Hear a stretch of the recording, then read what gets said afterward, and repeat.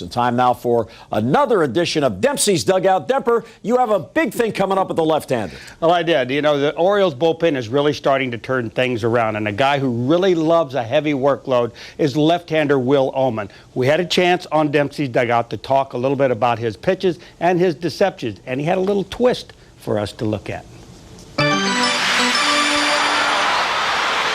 What I'll generally do is if I want something to be a little bit slower, if it's versus a left-hander, that slider that I keep real short, what I do is when I get out front, I'll pull it more.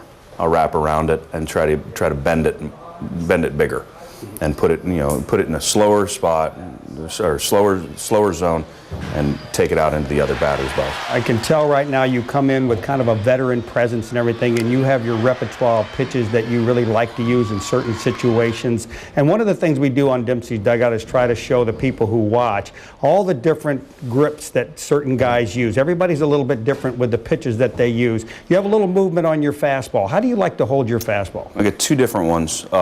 Generally, if I'm going away to a left-hander into a right-hander, I'm going to use this as a four-seam grip. Straight four-seamer? Straight four-seam, tuck my thumb underneath and get as much through the ball as I can.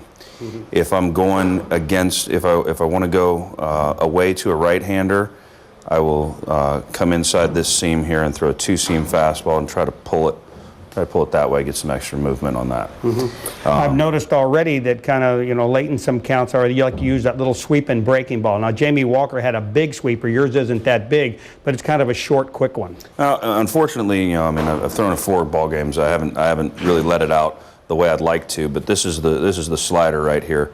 Just a little bit further forward, getting down into the horseshoe. And it's just a release pitch where you just pull it like that, throw it as hard as you can, and create the movement. So hopefully iron out a couple mechanical things, and it'll get a little bit bigger. On the breaking ball, do you like to kind of just like throw it as hard as you can, but just let your fingers go down the side? Do you have kind of a little snap to it? I have a snap to it. I firmly believe that a slider is an arm speed pitch.